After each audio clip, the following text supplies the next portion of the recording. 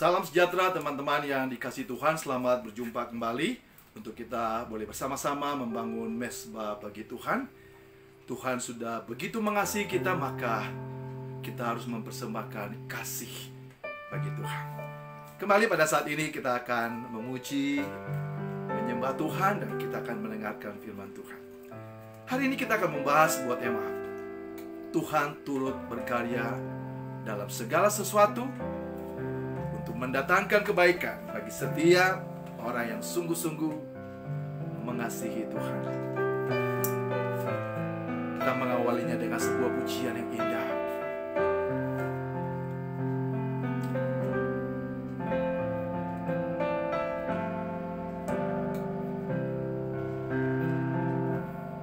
Ada waktu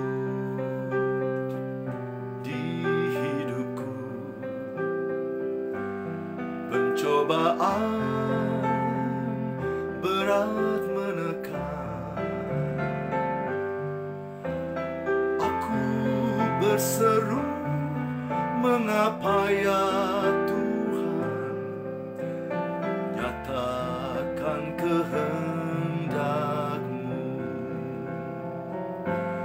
Jalan Tuhan bukan jalanku, tak bimbang ataupun ragu. Nantikan Tuhan, jadikan semua indah pada waktunya.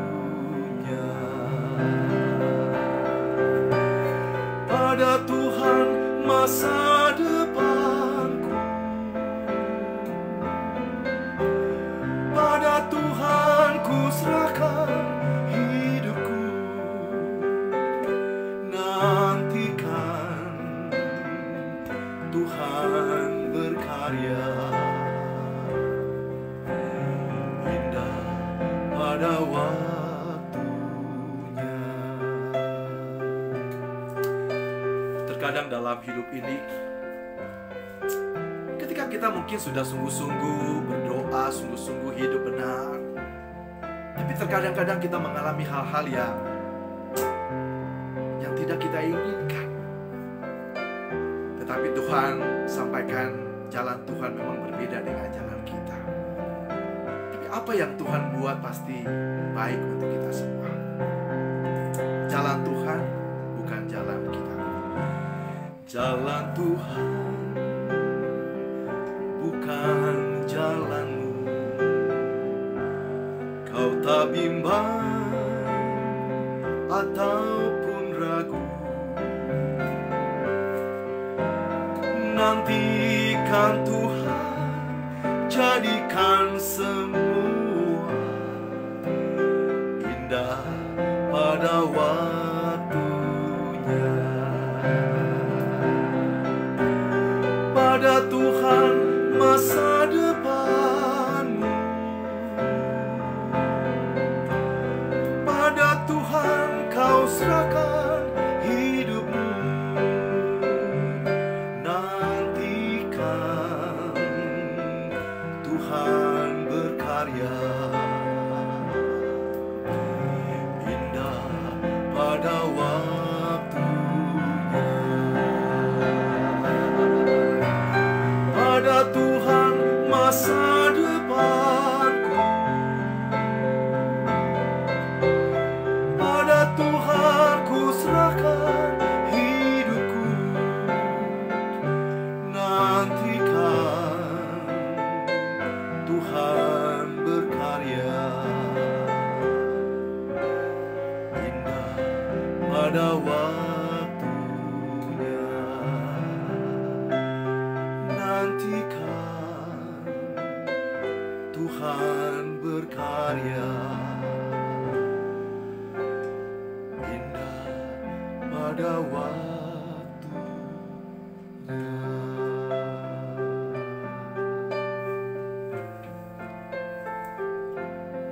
Ajar kami untuk mengerti karya Tuhan dalam hidup kami. Terkadang kami menjadi kecewa ketika apa yang Tuhan kehendaki tidak sesuai dengan apa yang kami inginkan. Ajar kami untuk sungguh-sungguh percaya bahwa kehendak Tuhan itu yang terbaik dalam hidup kami. Saat ini Tuhan, kembali kami datang memuji dan menyembah-Mu Tuhan. Urapi hamba-Mu untuk menyampaikan isi hati Tuhan. Dan urapi setiap kami anak-anak-Mu Tuhan, supaya kami boleh dicerahkan untuk mengerti kebenaran firman Tuhan. Turunlah kiranya atas kami semua ya Tuhan, kasih karunia-Mu, damai sejahtera-Mu mengurapi, menguduskan, menyucikan, mengampuni segala dosa kami, supaya kami layak di hadirat-Mu. Tuhan, Kau melihat setiap anak-anak-Mu Tuhan. Bila saat ini ada anak-anak-Mu yang lemah dalam tubuh, Tuhan jamah, Tuhan pulihkan. Yang sakit dalam nama Tuhan Yesus disembuhkan.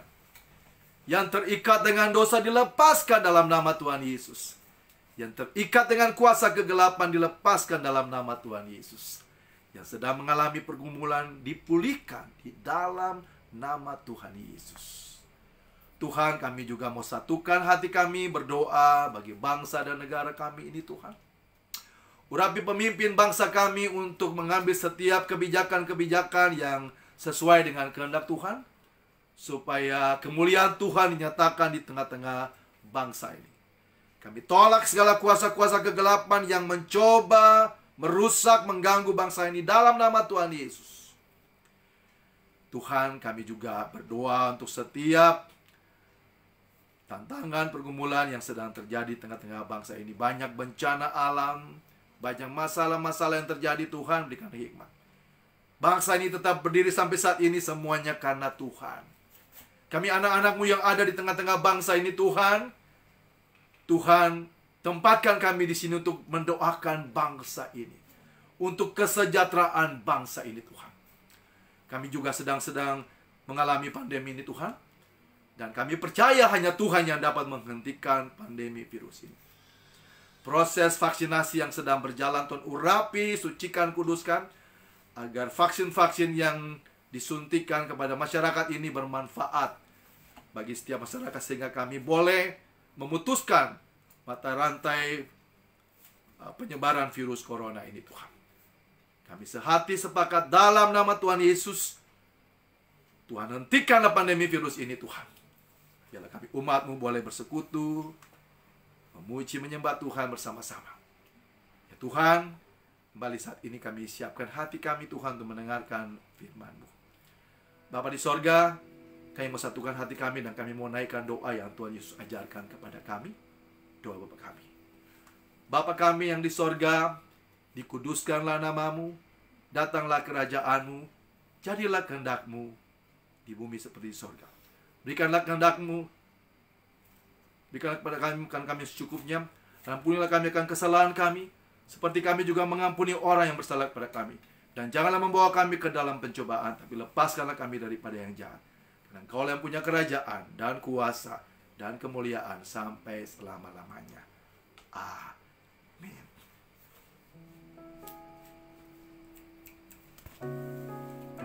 Puji Tuhan. Kembali kita akan siapkan hati untuk mendengarkan firman Tuhan.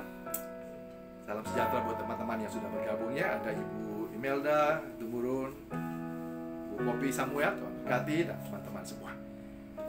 Sebuah pujian yang indah akan kita nyanyikan, mempersiapkan hati untuk mendengarkan firman Tuhan. Jalan-Mu tak terselami oleh setiap hati kami,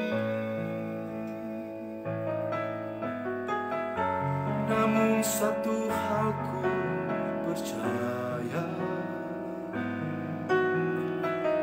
ada rencana yang indah,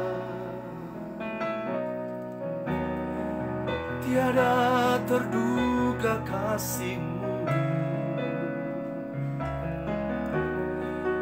heran dan besar bagiku.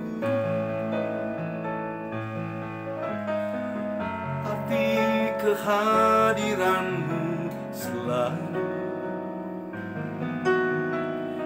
nyata di dalam hidupku. Penyertaan-Mu sempurna, rancangan-Mu penuh damai, aman dan sejahtera walau di tengah badai. Ingin ku selalu bersama, rasakan keindahan arti kehadiran-Mu Tuhan. Ajar kami untuk mengerti kehidupan yang sesungguhnya yang Tuhan izinkan dalam hidup kami. Jalan-Mu tak terselami oleh setiap hati kami, namun satu hal ku percaya, ada rencana yang indah, tiada terduga kasih-Mu, heran dan besar bagiku. Arti kehadiran-Mu selalu nyata di dalam hidupku. Penyertaan-Mu sempurna, rancangan-Mu penuh damai, aman dan sejahtera walau di tengah badai. Ingin ku selalu bersama, rasakan keindahan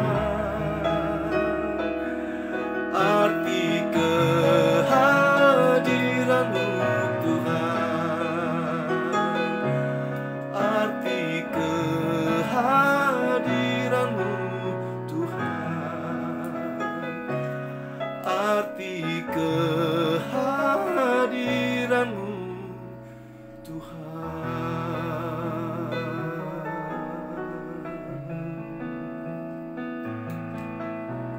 Saatnya kami akan siapkan hati kami untuk mendengarkan firman-Mu. Ajar kami untuk mengerti kehendak-Mu yang terkadang tidak sama dengan keinginan kami.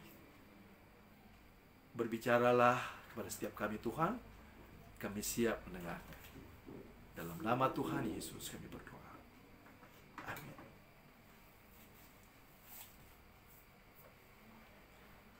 Baik, puji Tuhan. Saat ini Tuhan taruh di hati saya untuk kita boleh berbicara tentang satu tema bahwa Tuhan turut berkarya di dalam segala sesuatu untuk mendatangkan kebaikan bagi setiap orang yang sungguh-sungguh mengasihi Dia. Roma 8 ayat yang ke-28 berkata demikian. Kita tahu sekarang bahwa Allah turut bekerja dalam segala sesuatu untuk mendatangkan kebaikan bagi mereka yang mengasihi Dia, yaitu bagi mereka yang terpanggil sesuai rencana Allah. Cuplikan ayat ini di bawah tema pengharapan anak-anak Tuhan, anak-anak Allah. Dan di bawah tema ini Rasul Paulus memulai dengan berkata demikian. Sebab aku yakin, dalam ayat yang ke-18, sebab aku yakin bahwa penderitaan zaman sekarang ini tidak dapat dibandingkan dengan kemuliaan yang akan dinyatakan kepada kita. Kita tidak bisa pungkiri bahwa di tengah-tengah bangsa ini kita banyak mengalami diskriminasi.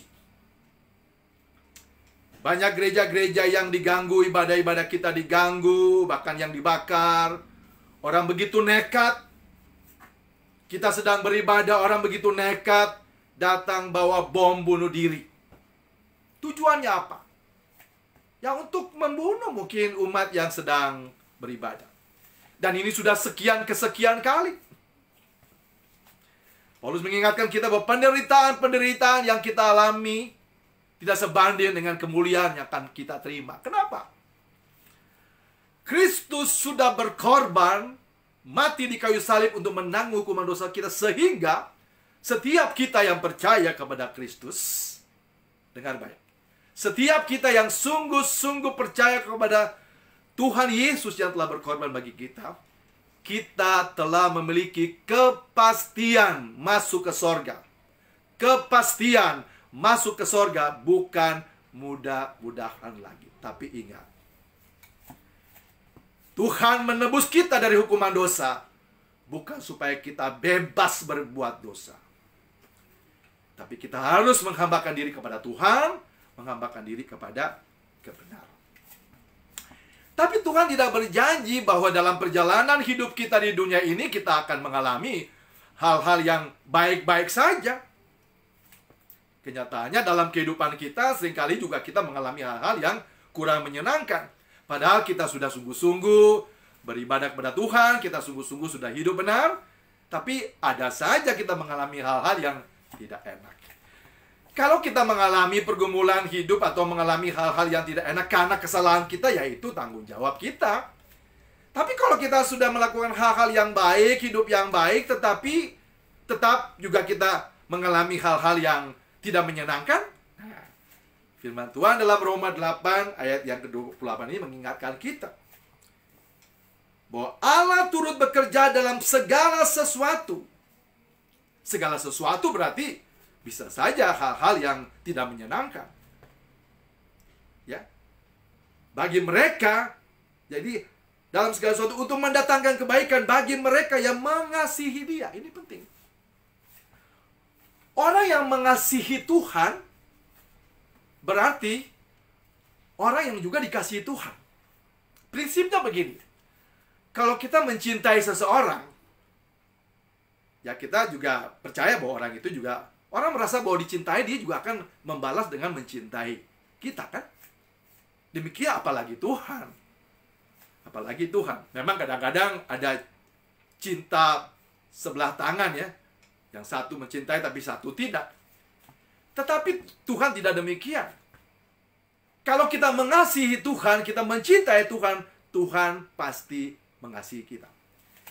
Jadi firman Tuhan berkata bahwa Allah turut bekerja di dalam segala sesuatu untuk mendatangkan kebaikan bagi setiap orang yang mengasihi Dia. Artinya orang yang juga dikasihi Tuhan. Dan orang yang dikasihi Tuhan adalah orang yang dekat dengan Tuhan. Karena tidak mungkin kalau kita mengatakan bahwa kita mencintai seseorang tapi kita senangnya berjauhan. Kalau kita mencintai seseorang, kita pasti kan ingin dekat, kan? Demikian juga orang yang mengasihi Tuhan, orang yang dekat dengan Tuhan, selalu mencari Tuhan. Dalam doa lah, dalam waktu-waktu dia harus memuji dan menyembah Tuhan. Lalu apa lagi? Orang yang mengasihi Tuhan itu orang yang mentaati perintah Tuhan. Sama. Kalau kita mencintai seseorang, walaupun kadang-kadang janji-janji kita juga mungkin saja bisa saja gombal ya. Ya. Wah, kemana saja sedalam laut dapat ku selami, setinggi gunung tetap akan ku daki, akan bersama dengan kau. Janjinya begitu kan? Apa saja yang kau minta aku pasti turutin, kira-kira begitu. Nah, ciri-ciri orang yang mencintai seseorang kan begitu. Dia ingin selalu dekat dan ingin menempati apa saja. Disuruh pergi beli pisang goreng dari misalnya dari Jakarta, suruh pergi pisang goreng ke Bandung, dia akan pergi juga demi cinta, kan? Nah, jadi ciri-ciri orang yang mengasihi Tuhan adalah pertama, dia pasti dikasihi Tuhan. Yang kedua, dia pasti dekat dengan Tuhan. Yang ketiga, dia pasti taat dengar-dengaran akan firman Tuhan. Itu kan orang yang baik.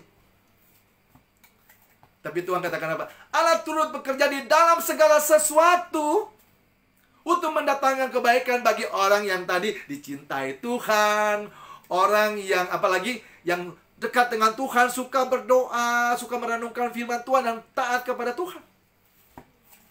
Dan kenyataannya kita lihat kan seperti Ayub. Rasul Paulus juga ketika dia memutuskan untuk percaya Tuhan, oh dia mengalami banyak hal-hal yang tidak enak. Sebab itu, saudara kalau lihat bagaimana kisah Rasul Paulus dipenjara, disiksa, dicambuk, di segala macam. Padahal dia melakukan hal-hal yang baik. Pergi memberitakan Injil, menolong orang, menyembuhkan orang, mendoakan orang. Tapi dia mengalami hal-hal yang buruk juga di dalam kehidupannya. Tapi melalui surat ini, dia katakan, firman Tuhan menyapa kita bahwa Tuhan turut berkarya di dalam segala sesuatu dengan baik, untuk mendatangkan kebaikan bagi setiap orang yang mengasihi Tuhan. Jadi kalau kita mengasihi Tuhan, kita suka berdoa, kita suka merenungkan firman Tuhan, lalu kita mentaati firman Tuhan, lalu kita mengalami hal-hal yang buruk di dalam kehidupan kita, ingat firman Tuhan ini. Allah turut bekerja dalam segala sesuatu untuk mendatangkan kebaikan bagi setiap orang yang sungguh-sungguh mengasihi Tuhan. Jadi teman-teman yang dikasihi Tuhan, jangan cepat kecewa, jangan cepat putus asa. Kalau kita sudah hidup baik-baik, suka berdoa, suka mendengarkan firman Tuhan, mentaati firman Tuhan, tetapi kita mengalami hal-hal yang tidak enak dalam kehidupan kita.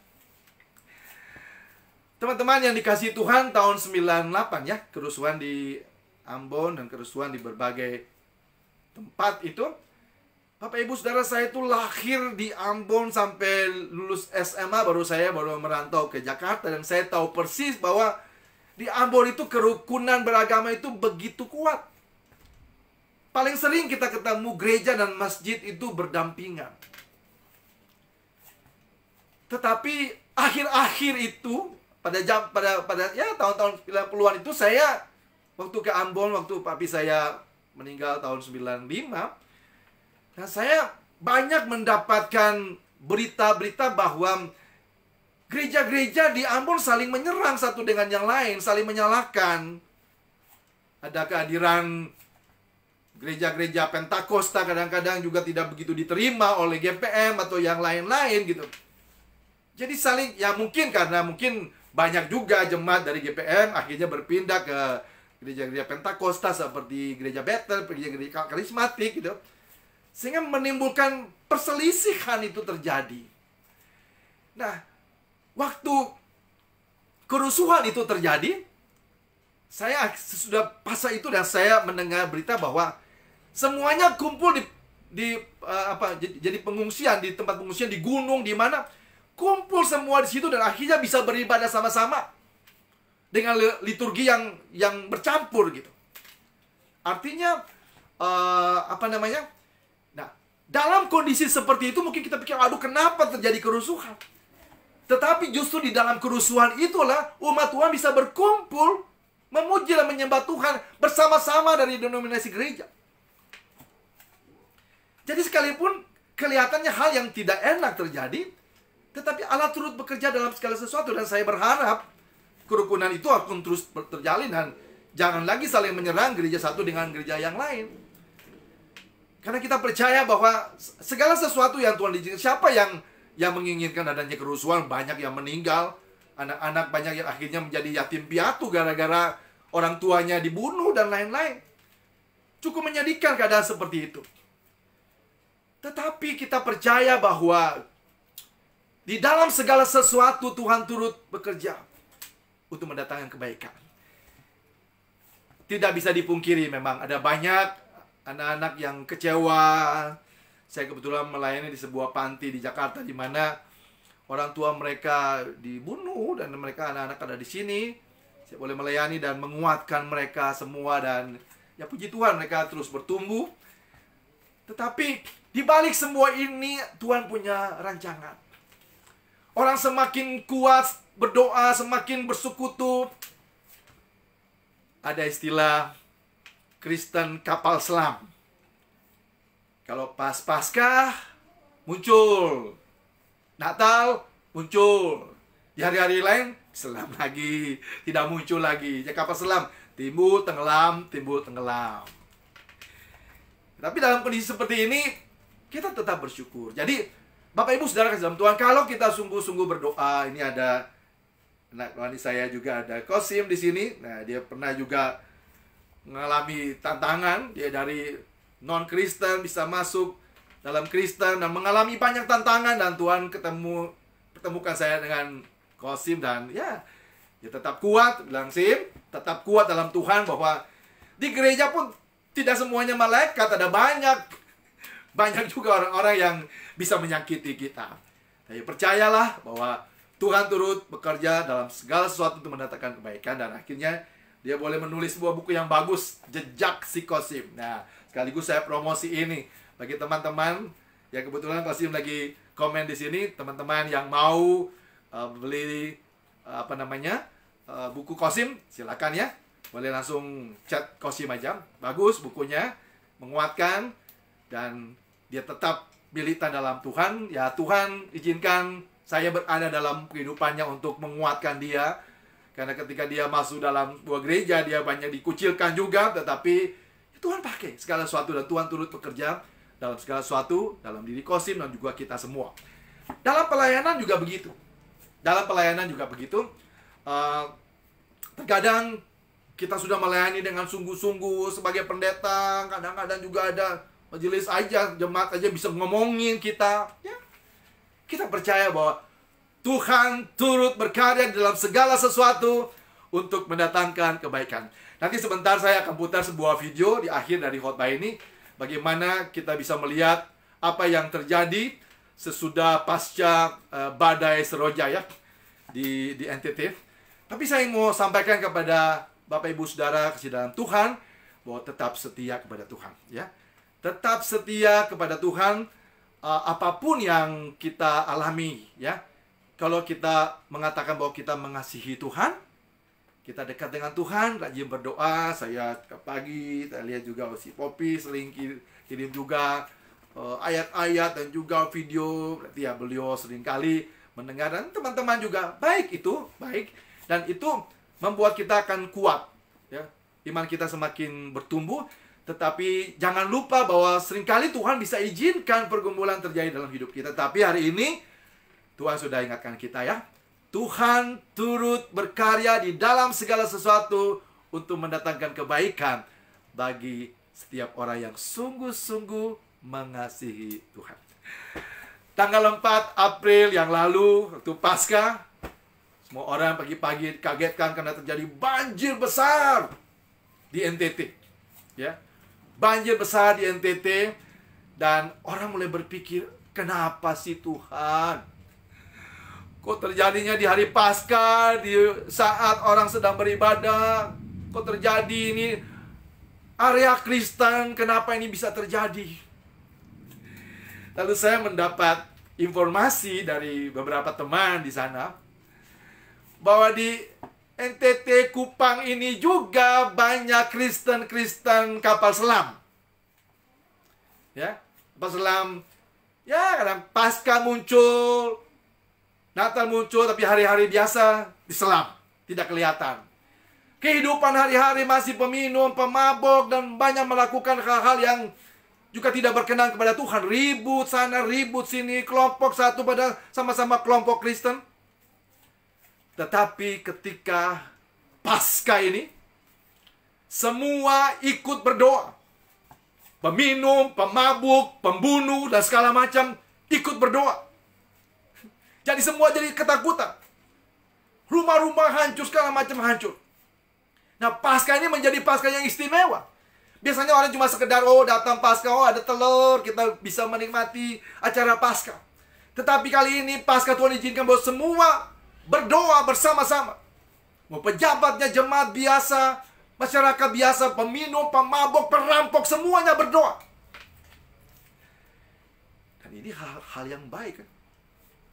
Allah turut bekerja di dalam segala sesuatu untuk mendatangkan kebaikan bagi setiap orang yang mengasihi. Kita sulit untuk bisa mengerti ini memang. Tadi pujian katakan, jalanmu tak terselami oleh setiap hati kami. Namun satu hal ku percaya, ada rancangan yang indah. Kita berdoa biarlah NTT di bawah pimpinan Gubernur Victor Laiskodat, ya Tuhan urapi dan berkati. Saya juga beberapa kali melayani, beliau punya persekutuan di Jalan Limo di Jakarta. Kemarin Saya sudah dijadwalkan lagi untuk melayani, tapi ketemu pandemi dan kita mesti jadwal lagi. Dan berdoa biarlah Pak Victor tetap dekat dengan Tuhan dan memimpin NTT, dan biarlah melalui pasca peristiwa badai seroja yang terjadi di NTT ini mengingatkan kita bahwa Tuhan mau kita umat Tuhan berdoa bagi bangsa ini. Biarlah momen ini menjadi perenungan buat kita semua bahwa benar bahwa kita adalah umat Kristen, kita ditebus, tapi kadang-kadang kita mengalami hal-hal yang tidak menyenangkan. Nah, dalam kondisi itu banyak umat Tuhan berdoa. Dan saya tadi dapat sebuah video yang luar biasa. Jadi ternyata ada sebuah desa namanya Sikumana di Kupang. Itu kering kerontang selama ini, susah. Dan kita tahu bahwa memang di NTT itu kesulitan air. Ya, kesulitan air. Tetapi melalui badai seroja yang kita lihat begitu dahsyat, ada hal yang luar biasa. Tercipta danau yang besar, ya, sekitar 2 hektar. Tadinya kering kerontang, sekarang jadi ada danau sampai 2 hektar. Dan melalui badai seroja ini muncul ada 7 mata air. Wow, kepikir gak? Yang kita pikir juga, aduh kenapa Tuhan izinkan di Paskah ini, di mana orang harus bersama-sama menikmati suasana Paskah, kenapa terjadi badai seroja dan begitu banyak korban, ratusan orang meninggal, banyak rumah-rumah yang hancur. Tetapi di balik semua itu kita lihat, kalau tadi mau perampok, pembunuh, pemabuk, siapapun, semua berdoa. Dan itu harus kita pegang. Ini harus menjadi momen penting bagi, bukan saja NTT, bagi setiap daerah wilayah-wilayah Kristen. Kita harus tinggalkan peminum, pemabuk, perampok, ribut-ribut. Tuhan berdoa supaya kita bersatu. Tuhan perintahkan kita supaya kita saling mengasihi satu dengan yang lain, ya. Sebab itu, biarlah momen ini menjadi momen yang baik bagi NTT dan juga bagi setiap masyarakat di Papua juga, di Ambon, dimanapun. Ya, kita boleh bersatu, memuji dan menyembah Tuhan. Dan ada hal yang luar biasa yang tidak mungkin kita pikirkan, bahwa di balik badai itu muncul 7 mata air yang luar biasa. Dan itu menjadi hal, karena saya dengar itu untuk kirim satu mesin air itu puluhan juta. Banyak. Ini Tuhan buat sendiri. Muncul 7 mata air sampai berlimpah-limpah, sampai terciptalah danau di daerah Kelurahan Sikumana, Kupang, yang tadinya kering kerontang, sekarang sudah subur karena muncul air. Saya akan putarkan itu nanti untuk mengakhiri khotbah ini, supaya kita ingat bahwa di balik setiap tantangan, pergumulan yang kita hadapi, ada berkat Tuhan, ya. Tetap mengasihi Tuhan, tetap sungguh-sungguh berdoa, tetap taat akan firman Tuhan.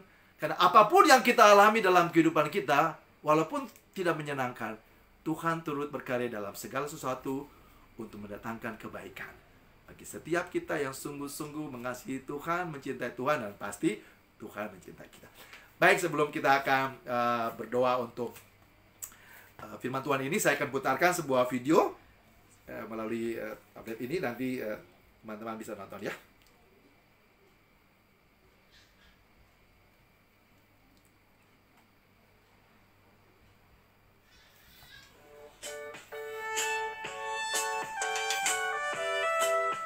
Bayangkan, danau seluas hampir 2 hektar ini hanya terbentuk dalam waktu 1 hari. Sontak saja warga Kelurahan Sikumana, Kota Kupang terheran-heran dengan fenomena alam ini. Wilayah yang dulunya kering kerontang kini berlimpah air. Saking banyaknya air, warga bahkan bisa membuat pancuran air langsung di depan pintu rumahnya. Hikmahnya, sekarang sumber air sudah dekat. Pasca badai seroja, 7 mata air tiba-tiba muncul. Munculnya mata air ini disertai letupan yang menyebabkan sebatang pohon pisang bahkan tercabut. Punggung bukit ini tiba-tiba menjadi mata air yang menyembur dengan deras dan berlimpah ruah. Kondisi ini tak pernah terbayangkan dalam pemikiran Ida, pemilik lahan tempat munculnya mata air. Senin pagi yang hari Minggu, kan minggu pagi badai kan. Nah pagi bangun potong lihat muncul, meleleh sampai di depan rumah situ datang ternyata mata air keluar, airnya mulai tuh. Potong kasih bersih jalur. Terus yang dari atas itu ya 2 hari kemudian dulu baru mulai keluar lagi dari atas. Salah seorang warga yang telah puluhan tahun tinggal di tempat ini juga mengaku tahun 1995 silam pernah muncul mata air, namun tak sebesar ini. Dibandingkan dengan sekarang, wah, ini sampai seban, ini kan untuk bawah, ini besar sekali ini. Dulu kecil begini ya. Warga takjub, tapi tak sedikit yang takut.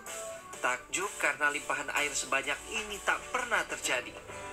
Takut karena genangan air berubah menjadi danau dan menenggelamkan 2 hektar lahan pertanian warga.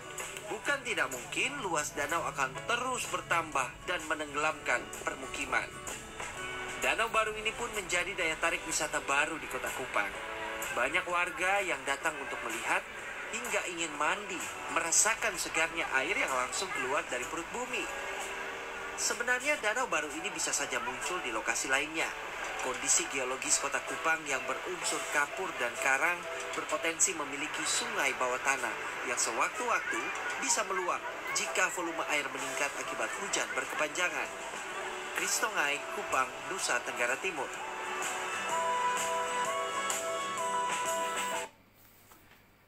Ya, puji Tuhan.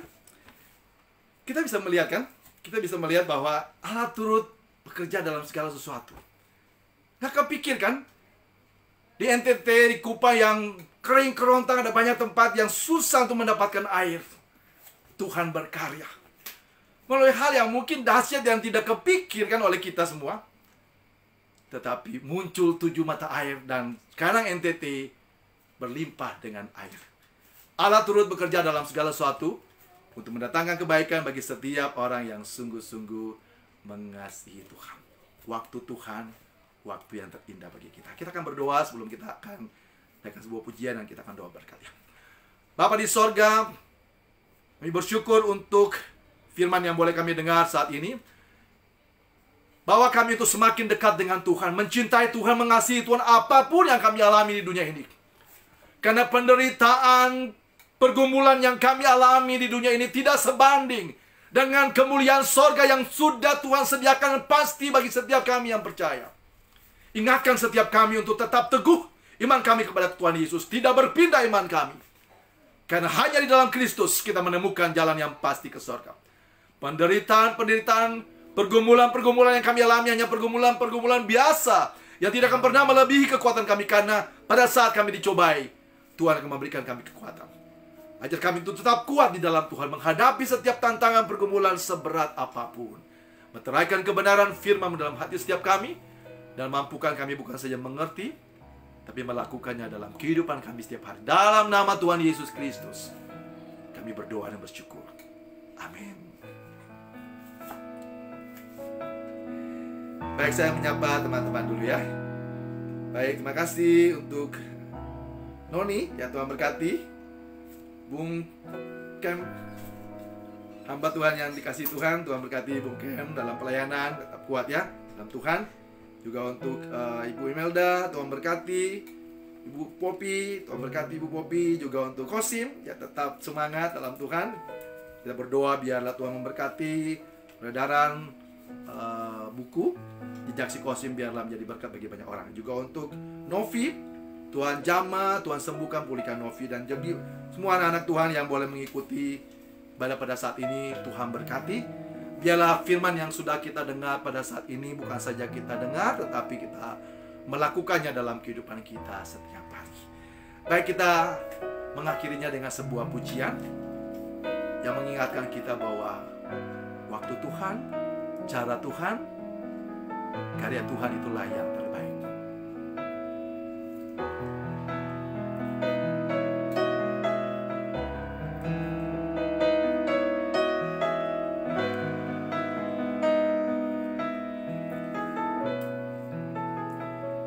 Bila kau izinkan sesuatu terjadi, ku percaya semua untuk kebaikanku. Bila nanti telah tiba waktumu, ku percaya kuasa-Mu memulihkan hidupku. Bila Kau izinkan sesuatu terjadi, ku percaya semua untuk kebaikanku. Bila nanti telah tiba waktumu, ku percaya kuasa-Mu memulihkan hidupku. Waktu Tuhan pasti yang terbaik, walau kadang tak mudah dimengerti. Lewati cobaan, ku tetap percaya waktu Tuhan pasti yang terbaik. Waktu Tuhan pasti yang terbaik, walau kadang tak mudah dimengerti. Lewati cobaan, ku tetap percaya waktu Tuhan pasti yang terbaik. Waktu Tuhan pasti yang terbaik. Waktu Tuhan pasti yang terbaik.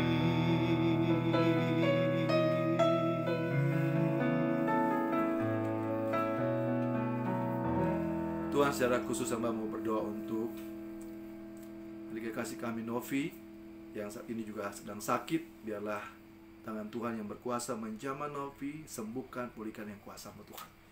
Juga jamaah Ibu Foni Vances, sembuhkan, pulihkan yang kuasa-Mu. Ibu Lili, Pak Toto dan keluarga, dan juga setiap anak-anak-Mu Tuhan yang sedang mengalami pergumulan, sakit, penyakit, atau masalah apapun Tuhan. Lawat setiap kami dan pulihkan setiap kami. Terima kasih Tuhan untuk waktu yang boleh Tuhan berikan kepada kami untuk bersama-sama memuji, menyembah Tuhan. Saatnya kami akan kembali dalam kehidupan kami. Urapi hamba-Mu untuk memberkati setiap anak-anak-Mu.